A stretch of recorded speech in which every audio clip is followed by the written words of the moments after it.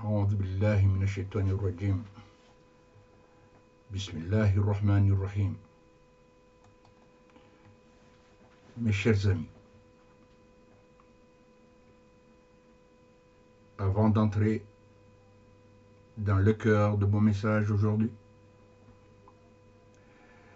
permettez-moi de m'arrêter un instant pour m'associer à la peine de nos frères et sœurs chrétiens du monde entier, frappés par une immense perte, celle du Saint-Père, le pape François.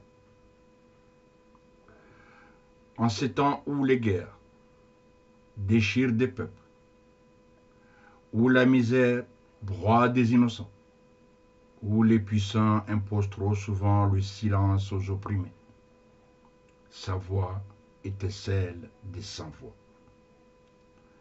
Il parlait pour les pauvres, pour les migrants, pour les enfants oubliés, pour la Palestine martyrisée.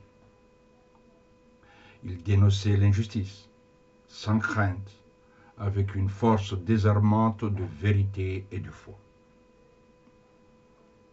Qu'il repose en paix, lui qui a tenté, jusqu'au bout, d'humaniser ce monde devenu si dur. À tous les croyants, à tous les hommes et femmes de bonne volonté, j'adresse mes condoléances sincères et mon appel à poursuivre son combat pour la paix, la dignité et la justice. Je m'adresse aujourd'hui au président Emmanuel Macron en tant que citoyen franco-comorien.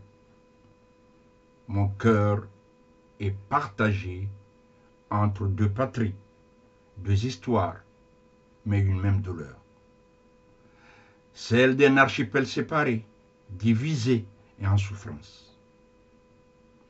Ce qui vivent nos frères et sœurs à Mayotte et ce que vivent sur des autres îles comoriennes, c'est une tragédie humaine.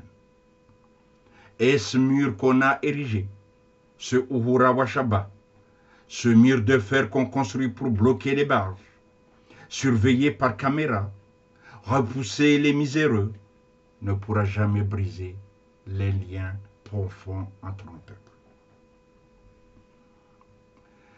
Le 24 avril 2025, Mayotte s'apprête à intégrer officiellement la Commission de l'océan Indien. Alors que les Comores assurent la présidence de cette organisation.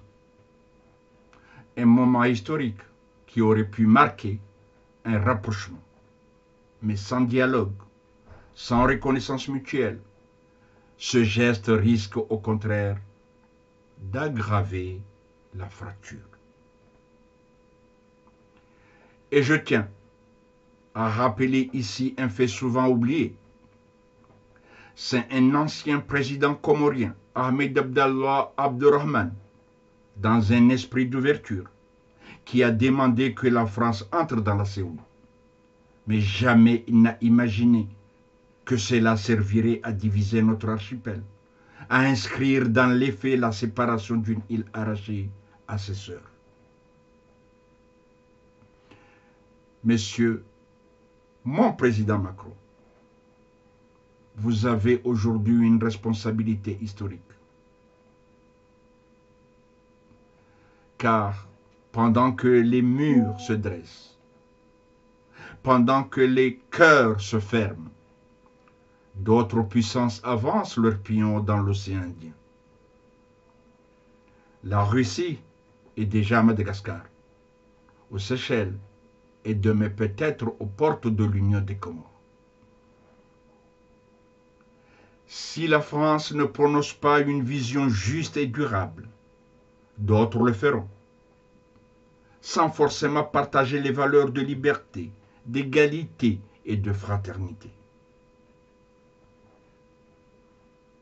Alors, je vous tends la main, mon président Macron, pour engager une démarche inédite.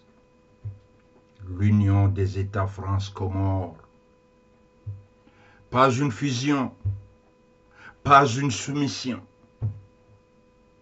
une coopération intelligente, une souveraineté partagée, une gestion commune de Mayotte, une circulation régulée et surtout un développement équitable des 4 îles. C'est une voie nouvelle, une voie de paix, une voie pour redonner sens à l'histoire, dignité au peuple et stabilité à toute la région. Entre les murs de fer et les silences diplomatiques, il existe un chemin. Celui du courage, mon président. Celui de l'union, mon président. Celui de la vérité, mon président. Je tends la main et j'appelle tous les enfants de l'archipel et tous les amis de la justice à se lever, à parler, à rêver, ensemble. Merci.